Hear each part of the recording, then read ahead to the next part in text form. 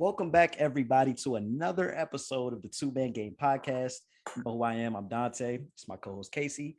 And today we got a very special episode, man. We got a first guest. This is always special to have your first guest on a podcast. Very dear friend of ours, Hooper.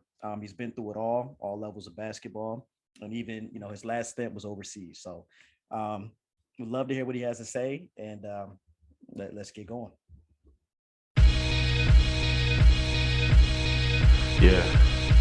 Yeah. Took the whole team to the promised land. Rest in peace to my father, man. Wish he could have seen the plan. And here he is, a great friend of ours, DeAndre Pennington. Goes by Dre. Doesn't really like the full name, right? Yeah, facts. Yeah. So Dre, what's going on, bro? What's good, Dre? Thanks for coming on, coming chatting up with us, bro. Appreciate it. Of course, bro. Y'all my guys. Everybody know that. Yes, sir. I'm messing y'all the long way, Yeah. So jumping right into it, man. You've played at all levels, but you're one of the guys who's been all over the place. So just take us through like the beginning, man, like high school and on, man. What's going on? All right. So I went to David H. Hickman in Columbia, Missouri, mid Missouri level. One of the biggest schools in like the state. So we were like, I think in Missouri, the highest class here is class 5. And I know in some places that's like bad, but class 5 is like low. But class 5 here is the highest level you can go to. Well, when I was here, and when I say like here, my 3 years here, bruh, was so up and down.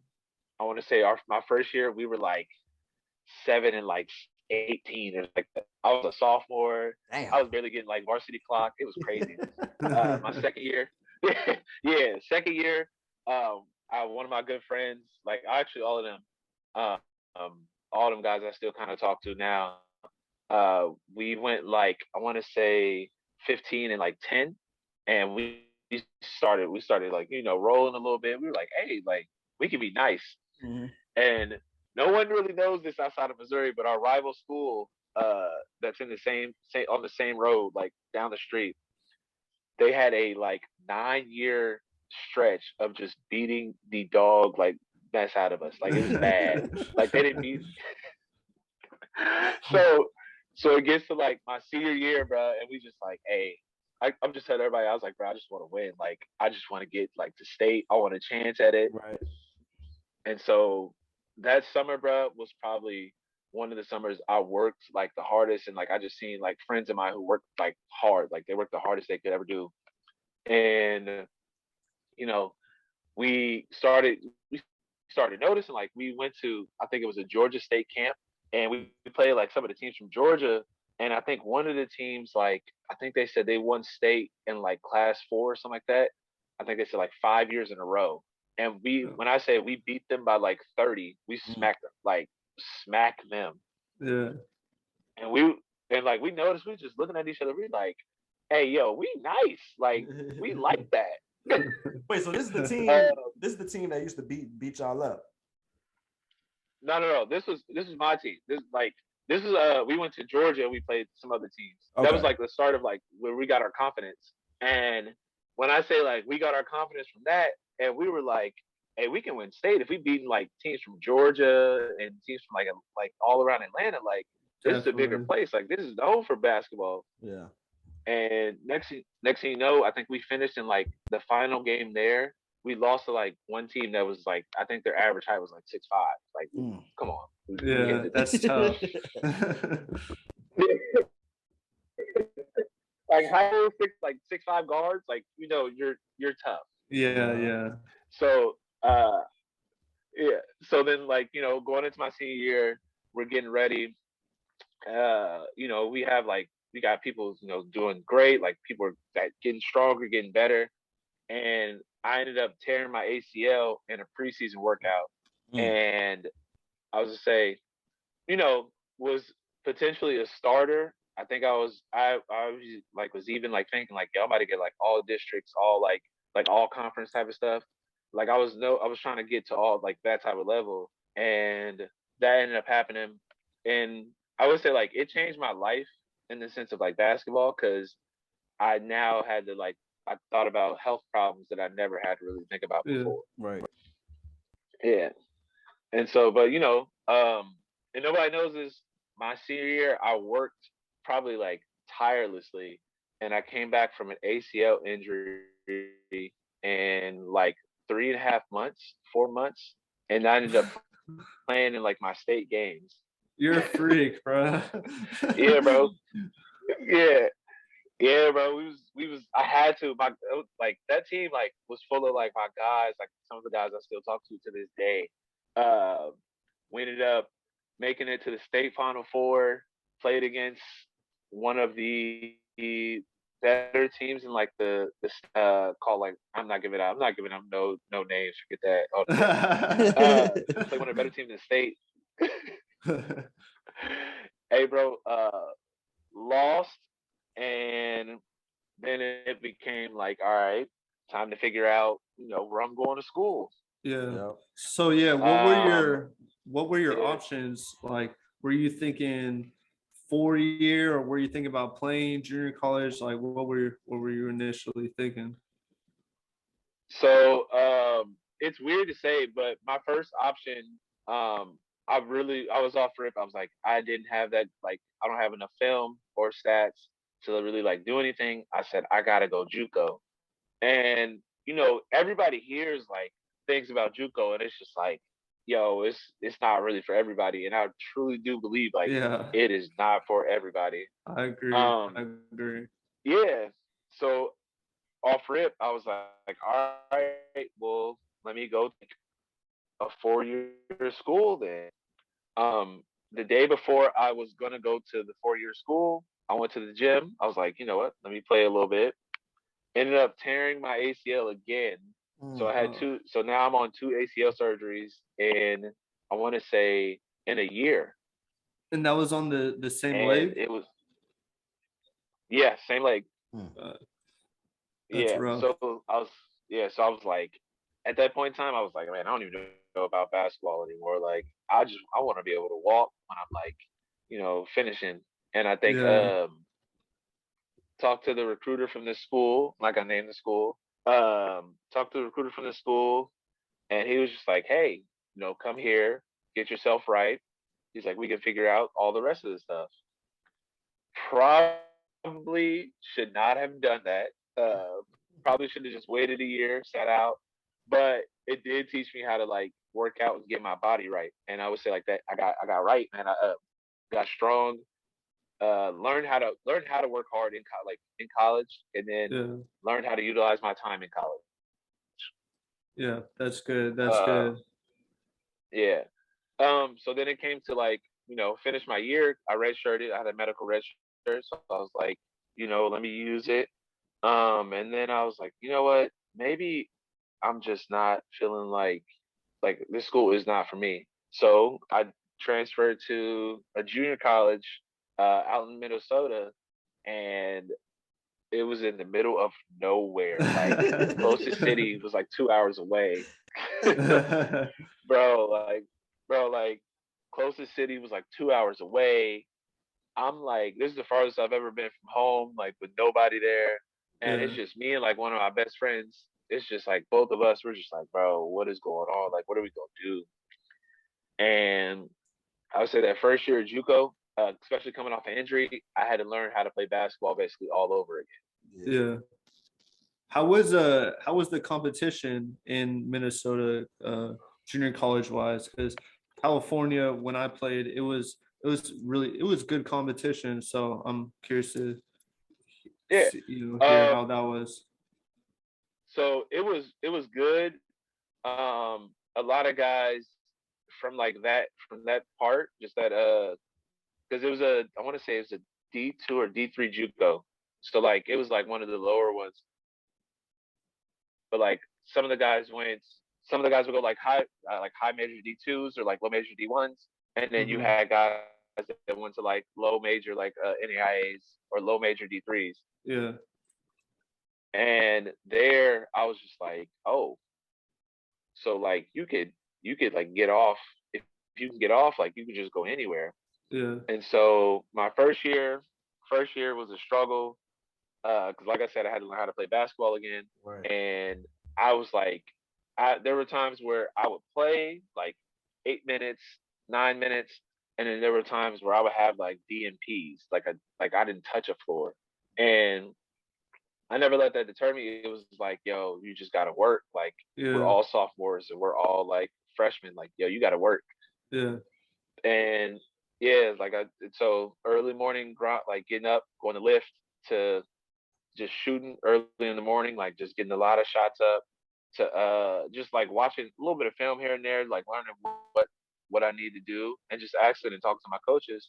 And then it came to a point where I was like, and I always say this, like I give this to like my I want to say my grandmother.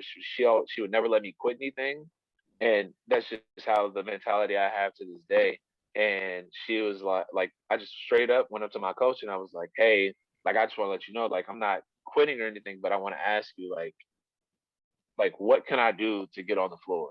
Like Mm-hmm. what is it that I can do? Like I will do anything to play. So like I said, bro, I love basketball. Yeah. So I, I re- I I told him that. I said, yeah. no, go ahead. Go ahead. I said like, what can I do? Like, I don't. It doesn't matter what it is. Like, what can I do? And so he told me straight up, and this is why I say like coaches who are straight up with you, like I respect that more. He Hell yeah. said that he was like, it's not anything that you're doing bad. He's like, yeah, you can improve on some things here, like just ball handling and just shooting. He said, but he said it's more so the guy in front of you is a sophomore who's like about to move on, and he's our leading scorer.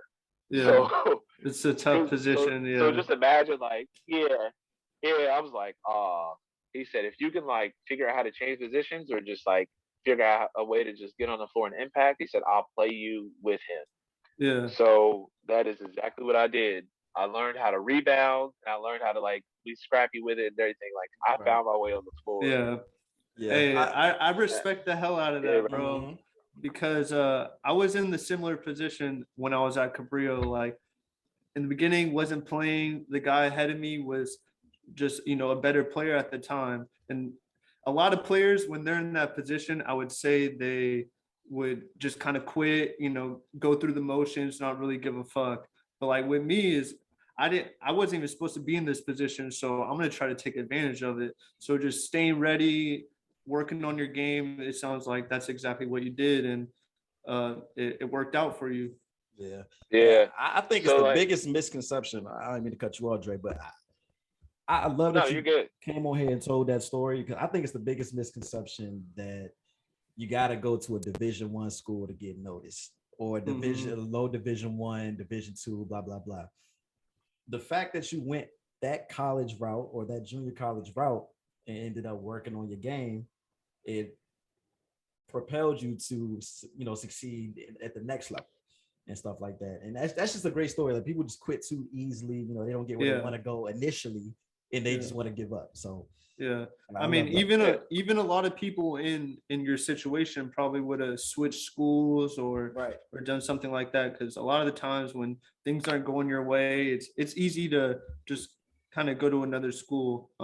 I I'm appreciative of being on both sides of being a bench player and being able to start, play all those minutes, because you get to really enjoy the grind. I wasn't always the most talented guy on the court, obviously, but being able to impact the game in different ways, that's a lot of people don't realize how important that is. So in your second year, you became a lot more scrappier, rebounding the ball, just doing the dirty plays. So how just walk us through that second year for you. Yeah.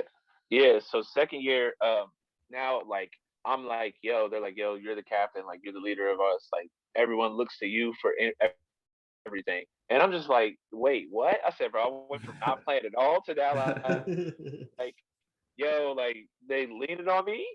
And so my second year, I would say I was one of like only maybe two guys that were returning from like as like players from before. And that's JUCO, bro. Like, Yeah, you're never gonna it's a have the same revolving team. door. Like, It's a revolving yeah, door, man.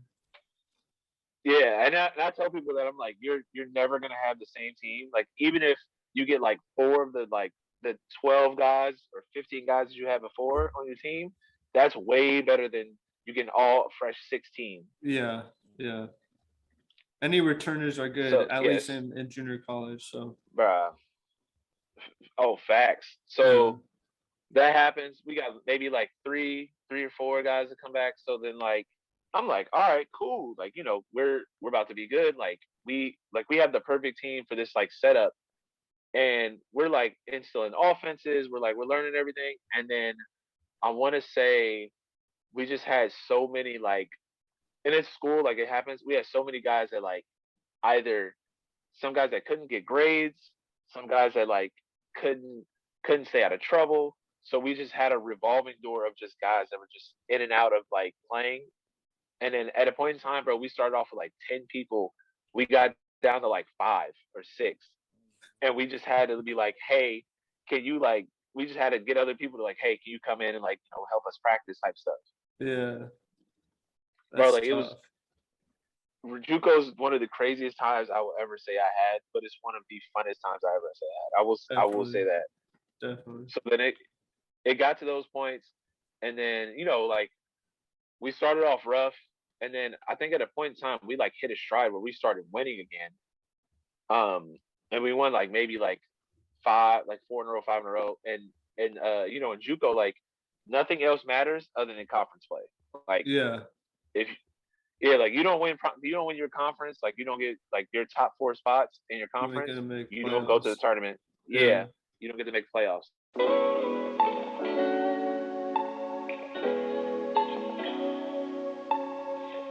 So that's what we shot for because the year before, like I said, we got pretty good. Like that was our thing. We got to that, and man, we're nearly like, to a point where we're like, all right, we're like we figuring it out. Like we know our roles, like we know what we're doing. And then I don't know what happened. Like something just changed. Like we added a player that was off the like that first half before, yeah, and everything changed. Like no one could no one could find them. We just were out of whack with each other. Like you could just tell. It wasn't that but the best of a situation. Still yeah. love those guys though. Still talk to some of them to this day too. But I will say like it just didn't work out the best while I was there, and we ended up like finishing finishing I think like fifth or sixth out of like 12 in the conference. Hmm. And then we were like, all right, well that's not good enough to make it. So like can't do anything about that. I want to say my coach at JUCO, that was his last year. So he retired right after that. So like he was He done. Like was, he was just yeah, spent. That was yeah, his last season he was like, all right, I'm done. Like I'm yeah, spent. I was like, damn, I said, that's crazy. yeah. So So after uh that, oh, go ahead, go ahead, go ahead. no. I was about to say like we always about to say like right after that, like now I gotta figure out where I'm going to school. Yeah. So what were your options? Did you have any people recruiting you at all, or you kind of just were trying to figure everything out on the fly? Like you said, like the figuring it out on the fly, that's what kind of mainly happened. Like at first it was dang, nobody's recruiting me. Then it was all right.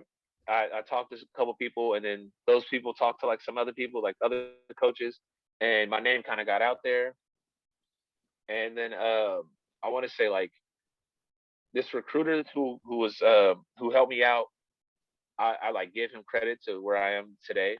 And I went from like not having a single offer to then having like a bunch of like maybe 12 to like 15, 14 teams like start talking to me.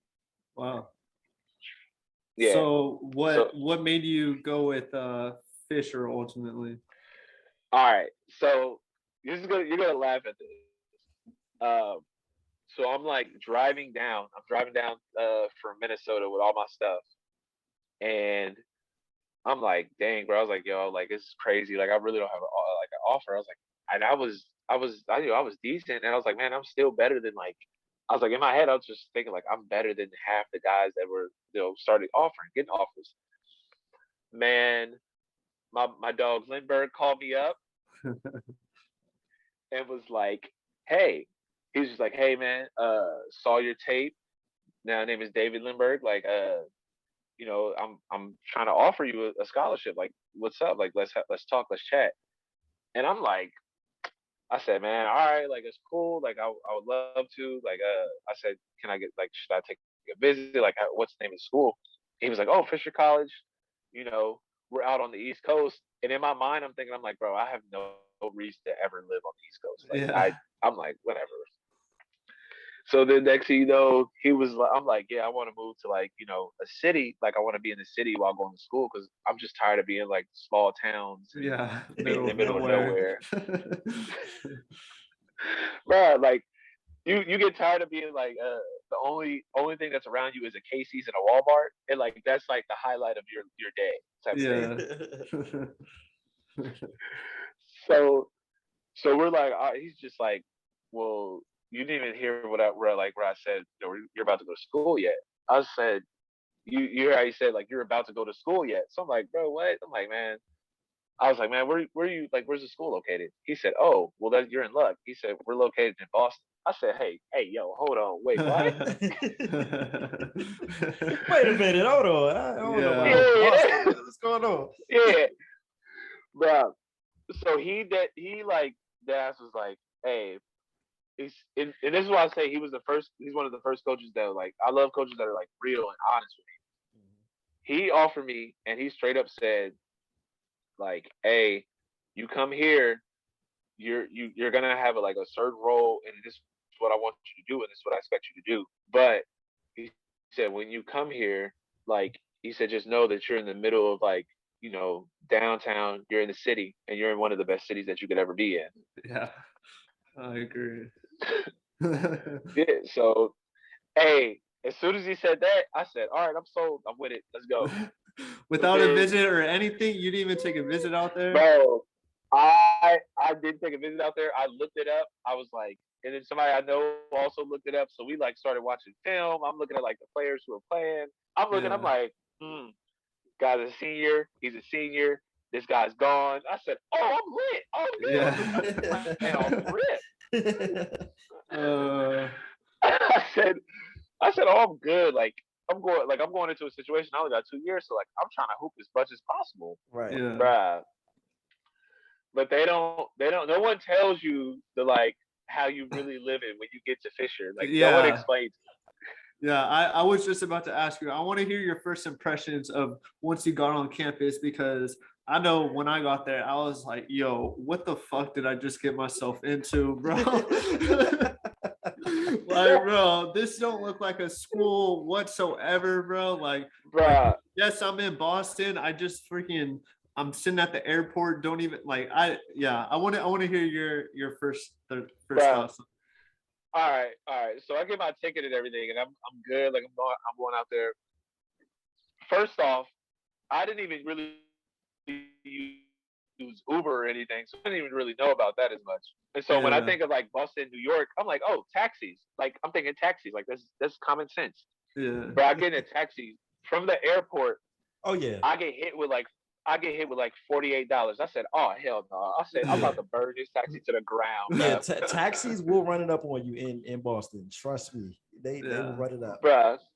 and they like what's really bad is like he was taking routes everywhere. I'm like, oh my God, the city looks amazing. Like I'm not even thinking about it until I peep over and I said, hey, my boy. That said like $35. I was like, what you doing? He said, oh, I'm gonna get you there. I'm taking a good route. I'm taking a fast route. I said, all right. Bro. I was like, good route for his pockets. Yeah, exactly. Yeah, 100%. Bruh, we got there. I like first they could take me to like where I was staying, and no one knows like the stew. Hey, the stew was when you first get to the stew, you're thinking like, oh, it's about to be like an apartment. He said, nah, you're in a hostel. I said, huh? What happened? So I went from like an apartment where I'm like living to a hostel with like with other roommates. Yeah. I said, bro, no way. Like I was like, bro, in my last like apartment, like I had my own like room. I had like roommates, yeah, but I was like, I had my own room. He was like, well, you're at this hostel, like it's a little different. Yeah. Bruh, I said, no way am I back in this position, bruh. So we're like, so then I'm like, all right, whatever. So then I'll pull up to school, because you know how like they have the what's names like where you're new people on campus. Yeah, a little Mhm. So orientation and whatnot. yeah. So I pull up there and I see this like I'm looking down the street. I'm like, oh, this street looks beautiful. Like these are great apartments. Like these look amazing. And I'm looking and it's like, oh, Fisher's right there. I said, bro, that just has a sign. I was like, where's the actual Yeah. school? Like, where's all that? I said, these apartment buildings. Yeah. They're like, no, like they're like they converted the apartment buildings into like a school. I said, there's no way you could do that. That's not possible. They said, nah, like look, bruh. I said, oh, I'm back in the '70s in this joint, bruh. What is going on? Yeah, bro. All I'm My all I'm thinking the whole time is, oh, this is terrible. yeah, it was the transition was definitely different. Who would have thought like that's a school? It was it was different. Plus you want to get in the gym right when you get there. You're like, okay, where's the gym at? And then you learn that it's like in Lynn or down the street or like so what were your thoughts about Bruh. that? Because I was like, yo, what the fuck, bro? All right, so I'm thinking like, okay, he told me off rip. He was like, because I told him I was like, hey bro, just be straight up with me. I said like, what's the deal? And this is one of my first when I first started talking to Lindbergh, and this is why I say he's one of my favorite coaches I've ever had. He was so straight with me. He said straight up like, we don't have our own gym. We like partner with the YMCA, and that's where you can go like get practice and shoot. And I'm thinking like, well, I already go to the Y all the time anyway because I worked at the YMCA that was right next door to my apartment when I was at JUCO. So I'm like, all right, that's cool. Like I can do that. I can do that. But no one explains to you like it's not a YMCA that's like just just the YMCA where they just shoot and have hoops at. You're like Yeah. the gym gets used for absolutely everything. Yeah. And so I'm just like, bro, what? And so then I'm thinking like, all right, we're about to have like a super nice gym, like about to like it's about to be amazing because they had a gym that was just built and it was fresh. Like we were the year before was the first time they ever used it, and my like 2 years there, that was the second and third time that was it was being used. Yeah. So I'm like, I'm used to like big gyms, like I'm used to good sized gyms. But Yeah. I got to Lynn for that first practice. I said, "Oh, bro." I was like, maybe I shouldn't have came here. I was like, maybe this was a mistake. Yeah. Like the driving the But vans to practice and all that stuff. Like, yeah, yeah, that bro. was it was definitely different. I wasn't really like I was never the needy kind of player. So I was, from junior Yeah, college, you kind of just gotta grind anyways. So that was my whole yeah, thing. Once I got there, I was like, okay, well, we don't have a gym. That's shitty. I could go to the YMCA. We have to drive to practice and all of that. That's pretty bad, but it's a time to relax after class. So kind of just taking, the good with the bad. So that first year when you're there, you guys finished 20-9. Tell us a little bit about that first year playing wise. all right. So I will say that that was the first time I was just around like East people from the East Coast for real. Yeah. And so I was kind of taken back because I'm just like, it is what it is. Like they're just everyday people. That's how I initially went into it. And then as I'm playing, I'm like, oh, they're straight assholes. I was like, they're all assholes. But like the way Lindbergh coached us, it was like, nah, like it's okay. Like I want you guys to be yourselves on the court. Like be yourself. Like you gotta have that little dog ass like be an asshole type of like person. Like Yeah. that's how you're gonna get better. And then no one knows this, bro. We were a team. Like I went from a JUCO playing to like the three, sometimes playing the four, depending on like what teams we played. But we had my first year. We had a team where we lost like 6 players because of like academically ineligible. We started a team of 6'3" and under. We didn't have a big. So you were playing the five. Bro, I was like the five, bro. I was like, yo, what is going on?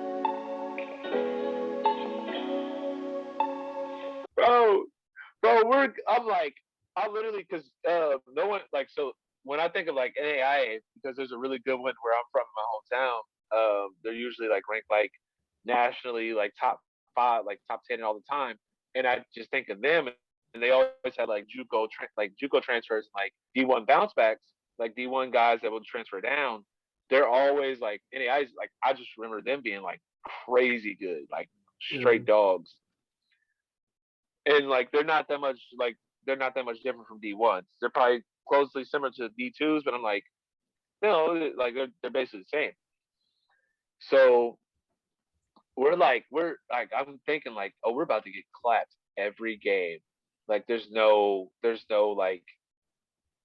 between. Like we're getting cooked every game. Yeah. And so and then I can remember this like that first game, and then I think this is when I realized it. I was like, guard play is everything in college. Yeah. So like guard play and your schemes are everything in college. And then I think I watched like, who was it? I forgot what team it was. I think Marquette.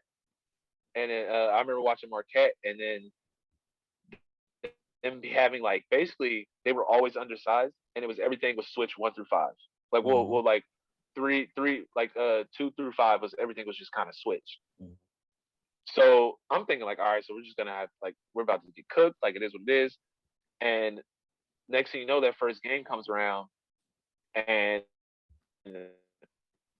we like I think we beat the team by like 40. And the whole time I'm just sitting there thinking like, bro, how did we just win? And I probably had one of my best games I've ever had in my life. Like, Yeah, it was crazy. let's talk about that game. So first game at Fisher, right? You coming in thinking you're gonna get cooked. I remember your stat line. Can you tell me your stat line from that game? My stat line was like 18 points, 16 rebounds, and like 5 or 6 assists.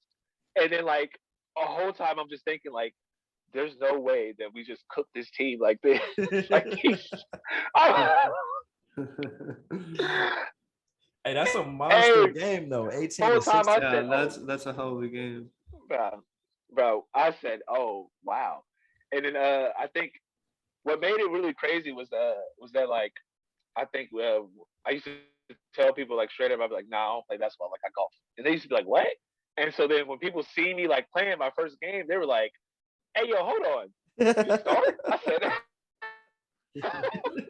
so you sort of did like a little like the surprise factor, like one of them guys that pull up to the gym, act like you can't hoop, and then take people money. So that's what you. Yeah.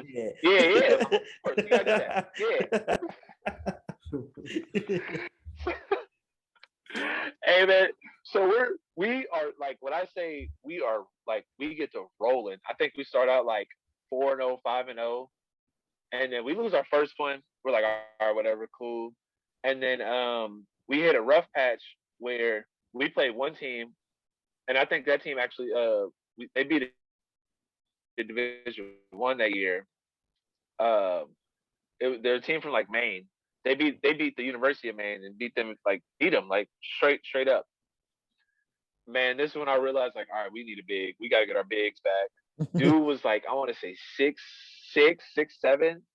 He cooks me for like 25 and like 15. I said, bro, what? Wow.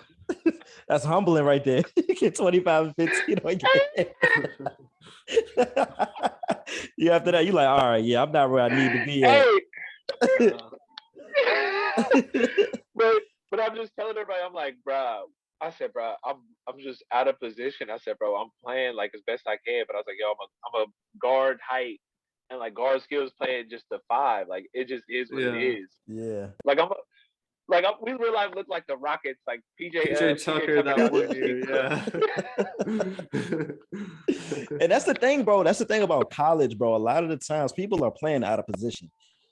And so you get to like, going from like Division 1 to like the NBA, a lot of guys who are tweeners, you know what I mean? Like those guys are like 6'6", 6'7", playing the 4 or 5, have a hard time translating to the league because it's just hard to, with the taller guys, the bigger guys, like it's hard. So playing in college, it's so tough playing in college. So a lot of times you out of position and stuff like that. So I know it's hard. So, and then I was say a good example is speaking of Marquette is Jimmy Butler. When he was at Marquette, he was playing what the four. I want to Yeah, say he was like yeah. he was playing the four, and then gets to the NBA, and now all of a sudden he's a two, Mm-hmm. and you're Yeah, just like, wait, hold up, what? Mm-hmm. yeah, Mm-hmm. completely different. Yeah, and so like and I remember them telling us we were like, hey man, like y'all don't even know if y'all were probably like, and I think he points to me and one of my running mate. He was like, at the forward spot. He said, if y'all are going to any other school, he said y'all are twos and threes. He's like, but here, y'all got to be utility and play the four and sometimes the five. Like Yep. we'll like use y'all all through. So then I just learned how to play every position and just do everything. So I was like, get it, like I just gotta Mm-hmm. learn.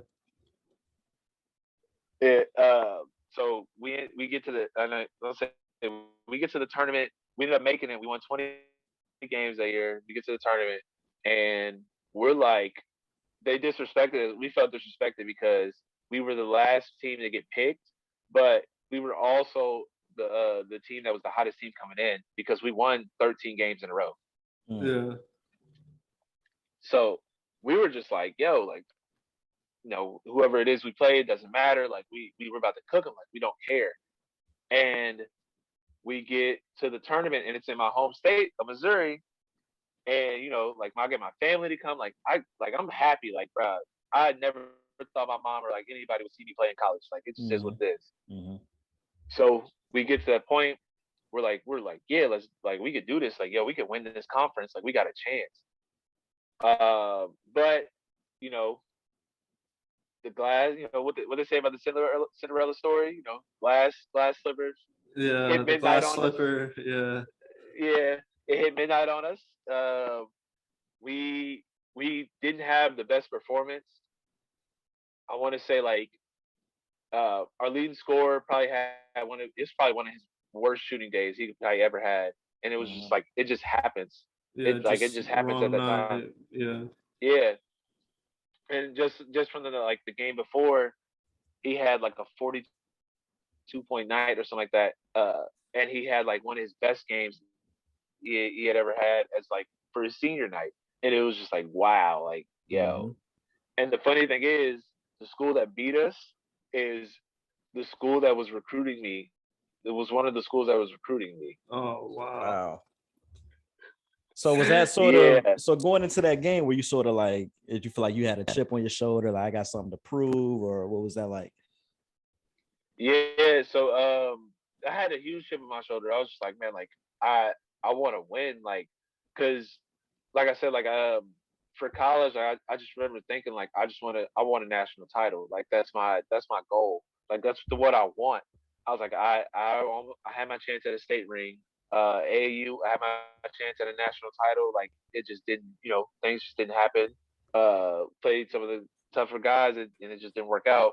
Mm-hmm. And I was just like, man, like I want a natty. Like that's what I want.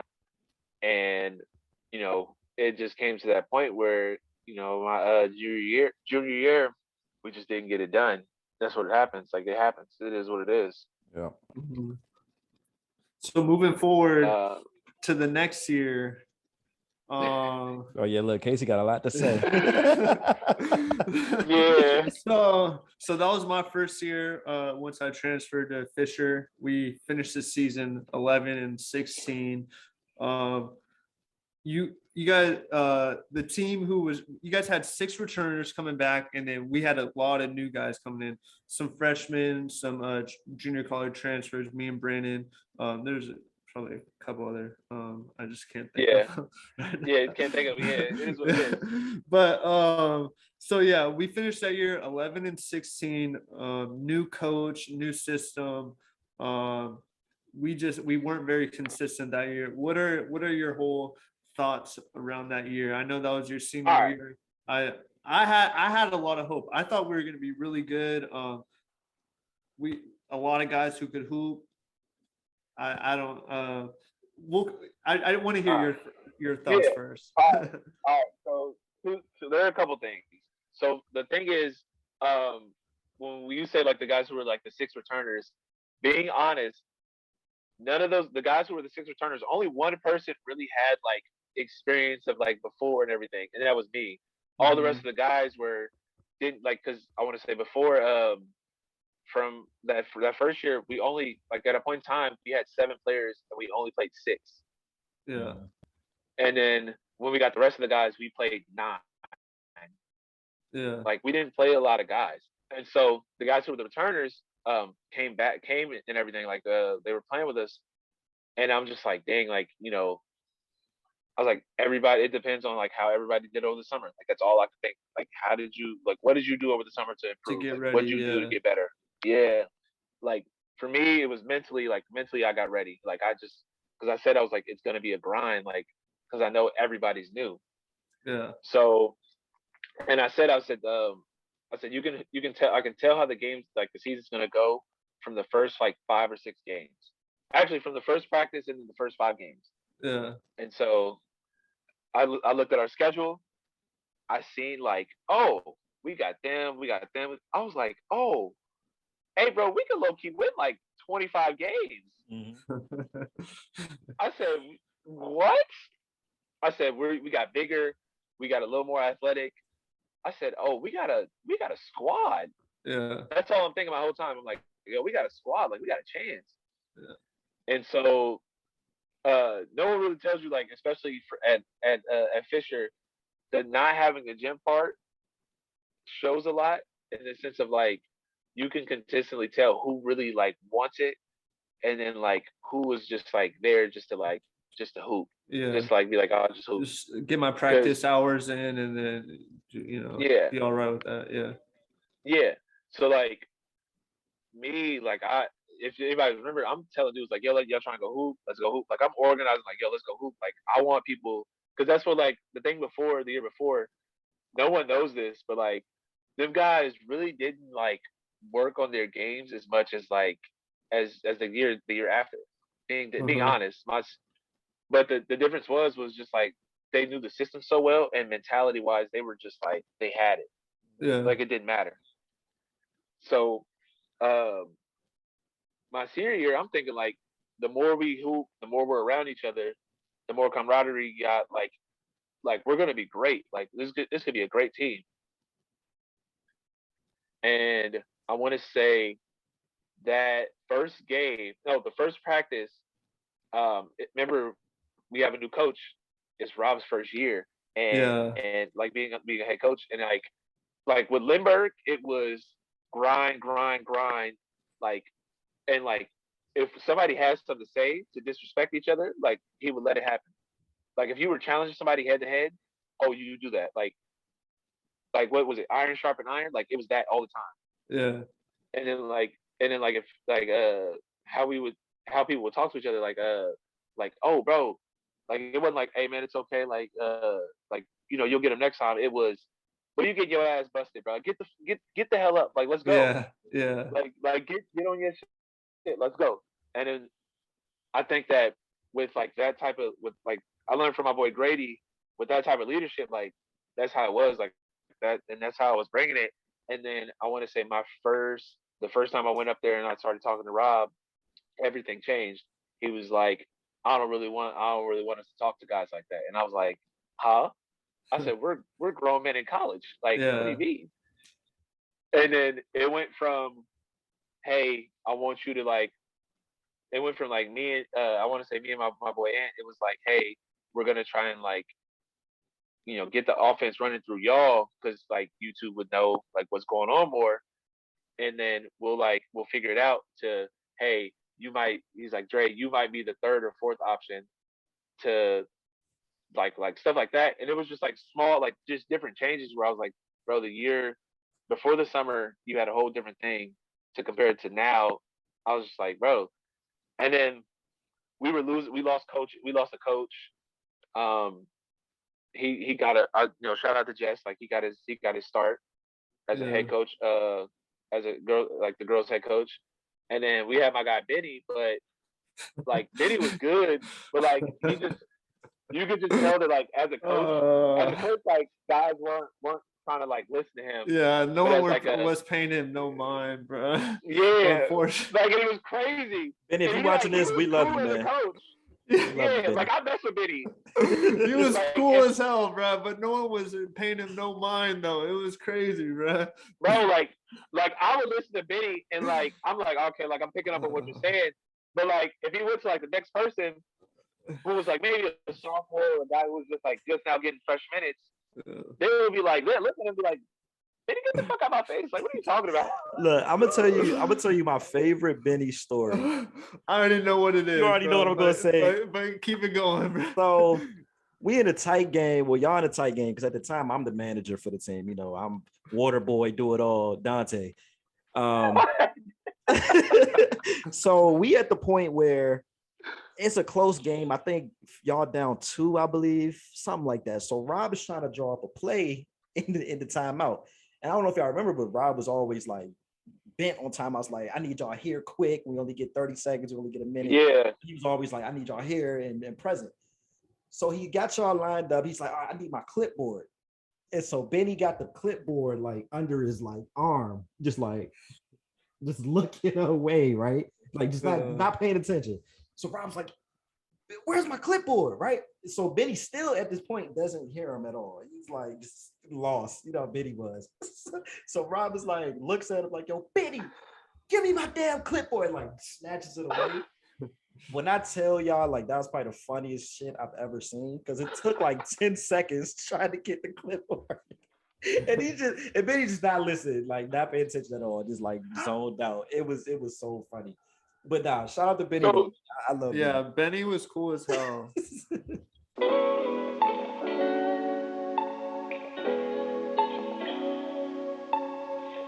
bro, but like that's an example of like how our season was going. Like, so the attention to detail that we had before wasn't the same attention to detail that we had this year. I agree. And it was partially on, I want to say like it was partially on me. I will say that, like, I had something to do with that. Like, as a leader, I always take, like, if things don't go well, I'm always going to take that. Like, I'll always do that. But like, it starts at the top. So like, the top down, like, I remember one of the things, like, people used to be like, man, how come, like, cause for like people who were seniors, they were like, man, he treats y'all like so nice. And I was like, bro, realistically, I said, yo, he talks bad to us every day. Yeah. Right. And one of the things that, like, I used to be like, yo, Rob, like, what you should have did was, you should have, like, put your foot down on stuff. Like, don't go back on shit. Like, you're the head coach. Like, it doesn't matter. And so I told him, I don't know if y'all remember this. I told him, I said, when things changed and like you lost the team, we were in that, like, it was before that tournament, and it was Thanksgiving. Do you remember this? I remember that tournament didn't go so well for us. Yeah. So this is what happens. So we won. We finally got over 500. I think we were like 4-3, and we started like picking up and rolling a little bit. And Rob tells us, he's like, hey, we have a Thanksgiving tournament. Like, nobody gets to leave. And so everybody's like usually the year before with Lindbergh, like, whenever we had family stuff, like we left. Like, it didn't matter. Like, Thanksgiving break, Christmas break, like, all that, we left. So with Rob, it changed, like, that we didn't leave. So like, guys who were the year before were like, yo, what the fuck? Like, what do you mean? Like I'm leaving. And I'm telling Rob, I was like, yo, like, you need to probably like be present at everything, because I said, if you're there, then it makes everything like okay. I know what you're talking about. So now. Keep going. So I told him, I said, hey, you should make sure that you're there also. So like, it can make sure, like, you know, our team's like gonna be like, okay, it's like, he left, he sacrificed for us also. Like, I get it. Yeah. But it didn't go like that. So he orders us like takeout food. He orders us like food and shit. Which was dope. I definitely appreciated that. Yeah, like, I appreciate that. That was sick. Like, he ordered us food and everything. But yeah, keep going. Yeah. So he orders us food and everything, and we're like, all right, cool. And so I knew that, like, because he had told me, he said, hey, I have like some other stuff I need to go to. Like, I'll try and get back in time. And I told him before he left, I said, bro, I think you should like stay. I was like, it'll just look better, and the team will like rally around that. Because they're always like, what is it? There are always like certain moments that's not even about basketball that like, and I've always noticed with like teams where like people That rally around bonding, those things. yeah. Yeah, like that bonding factor. That And that's little what like, stuff matters. It matters. yeah. And so like that's what great teams need. Like the little things, like they all matter. And so like we weren't getting the little things done in practice, and like we were having like sometimes we'd have shitty practices, and sometimes we'd have like great practices, and it was like Mhm. happening so much. Yeah. So then it got to a point where I want to say Rob wasn't there, and so then all the like guys who were like freshmen, sophomores, and like guys who were just transferring in, like who were juniors, they're like, bro, so you told us to come and like be here, but he's not here. They said, bro, he went home to his family. They said we could have just went home to our families for like 3 days and came back. And the whole time I'm just sitting there, I'm just like, bro, this is not gonna go well. Like Yeah. I said in my head, I think I don't know if I told Dante, I told Ant, I said, bro, they're going to like full on like they're not gonna, this isn't gonna Yeah. go well. I remember that whole situation. I wasn't mad that he wasn't there, but like that was my first Thanksgiving away from my family. So it was a little different. Like I think maybe we all ate together in the cafeteria, and then we kind of all just went our separate Yeah, ways. Like I think we got our food at like 4 o'clock. So like the rest of the day I'm like in my room by myself, like fuck dude, so this is Thanksgiving like in college. yeah, Like I mean, it could have been a lot worse. We could have even gone food. So I was stoked that he provided something and all that. But definitely that was like a turn, because I remember a lot of people were pissed about that. yeah. So like everyone was pissed about that, and then I want to say that's when. So if you realize, that's when we had like a 7 game streak of just losing. We lost like 7, 8 games in a row after that. And I literally, and like one of the things that kept being brought up was, man, this motherfucker, man, he didn't even like, he went home to his family, like we didn't even go home to our families. And I was like, bro, like I'm mature enough to know that like no one realizes what was going on. Like like the guy in my life the man in my life who was like super important to me was actually like dying at the time. Like he was going through cancer, and I just didn't say nothing, but I was like, hey, bro, like everybody's going through something. Yeah. I said it's okay. Let's just hoop. Like this is a time we should all be together. And I used to have everybody come to our room. Like anybody want to do anything, I would tell them like, yo, I'm with it. Like Yeah. I like to just have fun and like kick it. And so like we were all going through something, and I think like we just got to a point where it was like, damn, we're just losing. And then it gets to, like Christmas break, and it was like, oh, I'm like, yo, I'm just ready. I just need to go home, bro. I Yeah, said I just just need to go home and recharge the like get this break batteries. off. Yeah. I remember that Yeah. that first So semester was definitely rough. Like we had a lot of up and down play, and that like once we got to the Christmas break, I'm like, yo, y'all ain't gonna hear from me this whole break. I'm gonna take care of what I gotta do. I don't want to hear from none of y'all right now. Cause bro. cause like going into from Cabrillo, I went from like winning a lot. High school, we won a lot, and then that was like my first like really rough patch of like losing basketball, and just like I'm like, bro, like how the fuck could we turn this around? Like, so I definitely needed that Bro, break. and I know what you mean. yeah. Yeah. And so like the whole time I'm just like, I just need this break. Like, and so one of the things from that like season, my grandpa had like passed, and it like messed me up, but I never let it affect me on the court. Like I dealt with it in my own way. Like me and his thing was like we would play basketball. Like basketball was our thing. We would like that's how we bonded. So like I Yeah. would never let anything like affect that. So I get back from break. Like I'm like, all right, I'm recharged. Like I'm refreshed. Like I'm ready. And hey, I think it was I don't know what game it was. Like one of the first games we win. I think we win, and we're just like we start rolling a little bit, and I'm like, all right, like we can pick this up, and then we lose again, and then like everybody reverts back to like finger pointing and blaming everybody and Yeah. all this other stuff, and I'm just like, bro, like that's one thing I remember from that season was there was never everybody would be like, well, what am I doing that like that's messing us up instead of what's him doing it? And I would just be like, Yeah, bro, like it's like and the messed up thing is we all genuinely like each other outside of basketball. yeah. It was, yeah. Like that's crazy. That's what losing basketball could do though to your team. Like it's rough to try to stay together when times are rough. It's easy to start pointing fingers and going, oh well, he's not doing this, he's not doing this, the coach isn't doing this. A lot of the times we weren't looking in the mirrors and telling ourselves, hey, we need to do this better. Because I'm thinking of our season, we were solid. We had a what we could probably play like 9 deep, 10 deep realistically and really be good. It was just like the little No, details. no. You don't think so? So, I think 9 for sure. so no,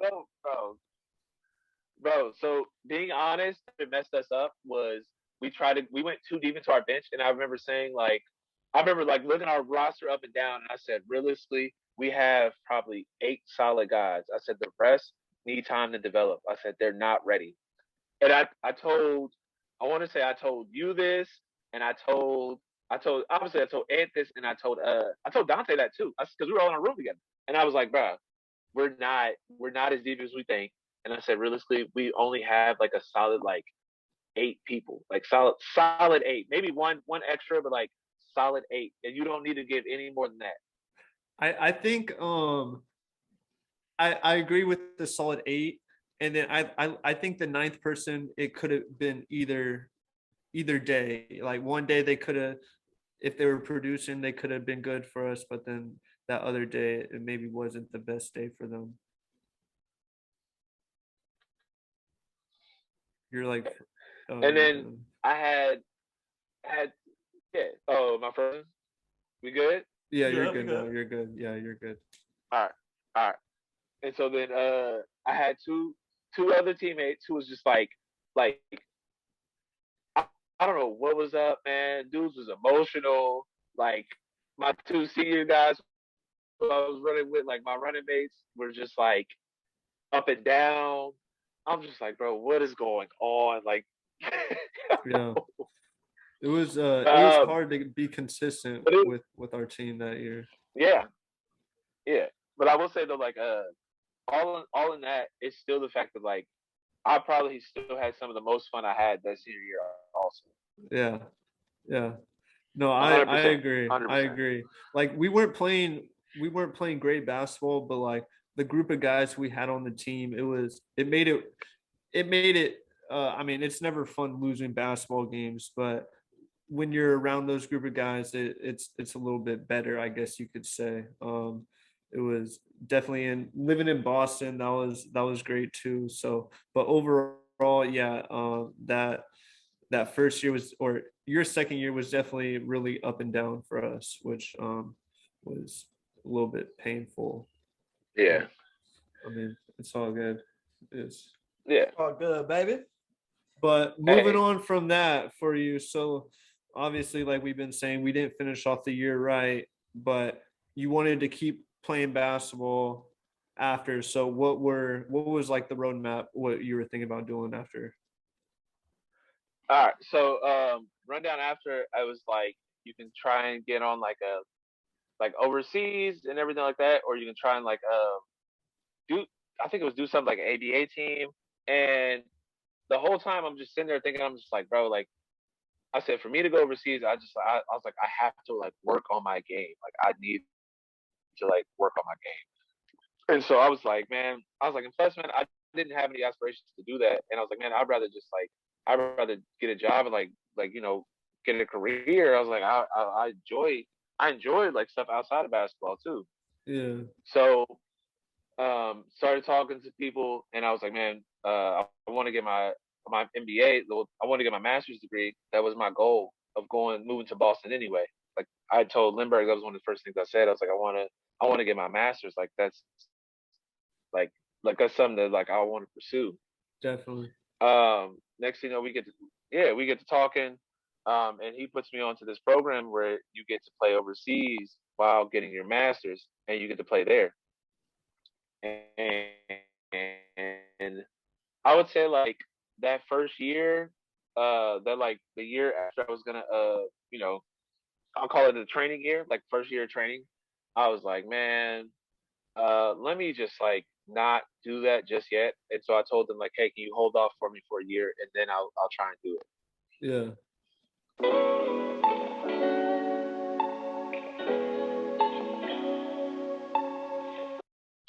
I remember So that first yeah. year. I mean, we definitely got in some workouts at like Harvard and stuff like that. I know you were working on your game a lot. What were some skills that you were like trying to polish up before you went over there? So one of the things I definitely had to make sure was like, for one, I had to learn how to like, I had to relearn how to shoot nearly. Another thing was I had to learn how to like, get my handles right, and then body. I want to say it wasn't like the best, but I got stronger, like upper body stronger because I was like, I just know that I feel like I'm gonna be out of position again. So like, let me Yeah. just get stronger. And so then that year of just training, like it worked out for me because I got stronger physically and I got stronger mentally. Yeah. And then, got made a bunch of money working, had to support myself. Yeah. And that was one of the main things too. Before I went it over, I was like, man, I want to make sure I have like enough money where if like I needed to, I could like survive off of it. Hmm. So I did So that. keep going. Keep going.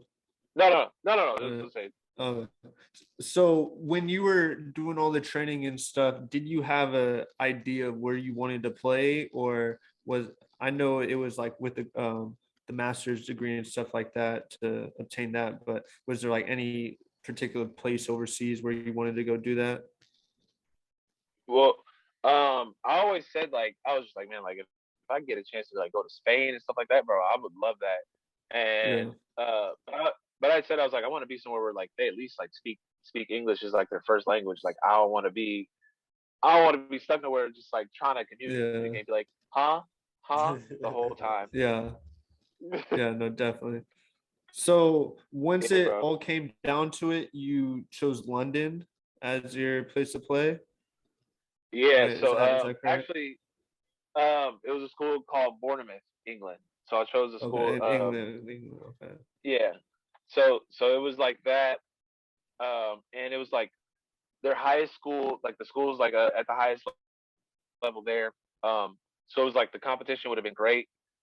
And then like no one understands that over there you can play for the school team and you can play for like the pro team also Mm-hmm. because there's no such thing as amateurism there. Yeah. So So like keep going. Go ahead. Sorry. no. So like sometimes and then like some schools have like pro teams affiliated with them. So like if that's a lot of times when like some guys are over there and they're doing their thing, that's kind of how they got put on was through the school and everything. Like it's a dope thing to think about. Like I like it. Mm-hmm. Okay. Okay. I'll say it was you. My bad. So I thought, so you got there, Yeah, England, Bournemouth. Take me through that first game. What were you nervous? Like what was the thought process? bruh. So the first game, um, they was telling us like, yeah, like we had like I want to say 6 Americans, which is unheard of because the more Americans you usually have, the better your team is. Mhm. So like that first game, like no one expected it. Like we were just like kind of shell shocked because we were like, yo, we're like overseas hooping. Like the crowd is going crazy. We're in like the middle of London. Like people are actually showing up, trying like watching and everything. Like the crowd was huge, bro. We are getting thrashed. Like they are 30 point blowing us out, and so it looks crazy. I'm like, bro, I did not come over here to like lose like this. Like I'm not feeling this. That first game, bro, we're getting like it's getting bad. And so then one of my homeboys, like he's my brother to this day. His name is Sheik. He starts going crazy, like he's just like he's hitting like Kobe shots, like hitting turnarounds, like really get going to work. And then everybody's kind of just following suit with him. And we're just like, all right, yeah, we're doing it. And we get down 30, and we go from being down 30 to 15 to 15 to 10 to 10 to 5 to 5 to now we got the game tied to 5. Like, okay, now we're up. And we're up like, I want to say 3 with like a minute left. And then, and boom, they hit 3. And it's like, and then I think they got something else, and like now they're up 3. So we're like, all right, cool. Like, hey guys, like we're gonna figure this out. Like we rallied our way down from 30 to get to this point.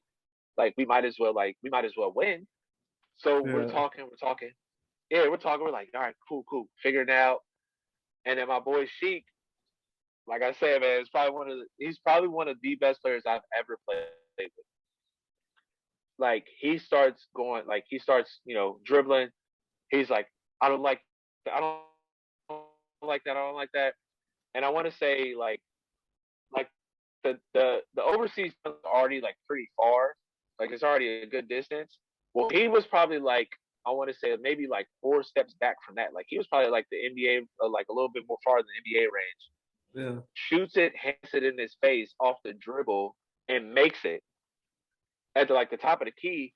And we're like, oh, we're about to win. We're going to overtime. Like it doesn't matter. Like don't let it go to overtime. Man, next thing you know, I want to say next thing you know, dude, they start to inbound the ball. Like we just forgot that we're in the middle of a game. Like it's like 6 seconds left or 5 seconds left. One of their dudes grabs the ball, starts dribbling up the court, gets to like the half court line, heaves it, and then makes it, and it goes in. And we lose by 3 off a buzzer beater. Wow. Bro, I swear to God, I'll send y'all the clip. It was some of the craziest stuff I've ever seen. And then, like, I want to say, right after that, there's probably like 300 people in the gym, like, yelling. They stormed the court going crazy. I was like, bro, what? I was like, this is how we lose? And that was the very first game. That's the very first game. So, wow. Like, from then on out, I was just like, all right, I just know how this is about to go, man. Yeah. That sounds lit. It was probably some of the best. Yeah, it's legit some of the best times like I had. And I tell everybody, I'm like, hey, if you get a chance to go over there and play, like even if it's just through that program, I said I would do it because it's definitely worth it. Yeah. So overall, what how was your season out there? How would you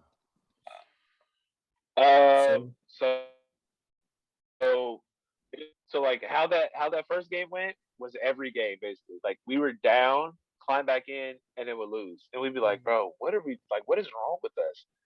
So then it was just funny because I think after the season we like talked about it and we were like, bro, we were like we were definitely talented.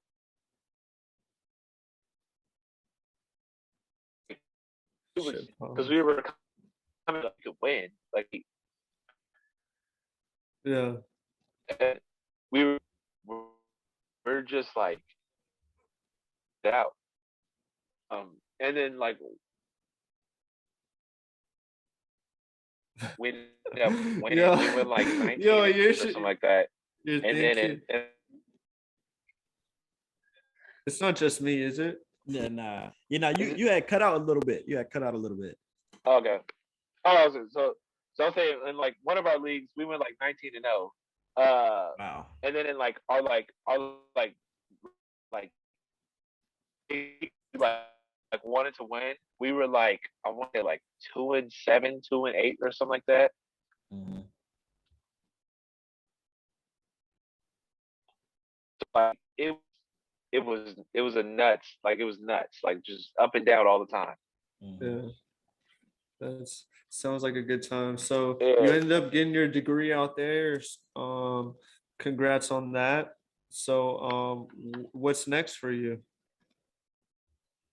Um, try, you know, going back overseas is definitely like an option if I can. But right now, I'm trying to like, work in finances because I really, really enjoy numbers. And, like I enjoy numbers and I enjoy like sports. So like, if I can get a combination of both, I would love to do that. But Mhm. Yeah. one of the things, that I always said, like, I want to make sure that like um, people just understand how money, credit, and stuff like that works, like budgeting. Mhm. So I plan on trying to become like I want to become a financial advisor in the future. But if I can work on that and get all my certifications and stuff like that done now, I'll be a okay and happy, like whatever. Like I'll be setting myself up in the right position.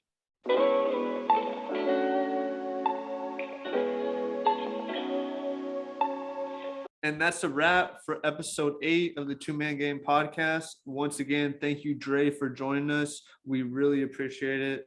And if you haven't already, for everyone listening, check out the Sorry to Bother You podcast. Dre is the co-host of that, and they do an amazing job over there. So if you haven't already, check that out. Um, yeah. Thanks again, and we'll see you guys next time. Sir.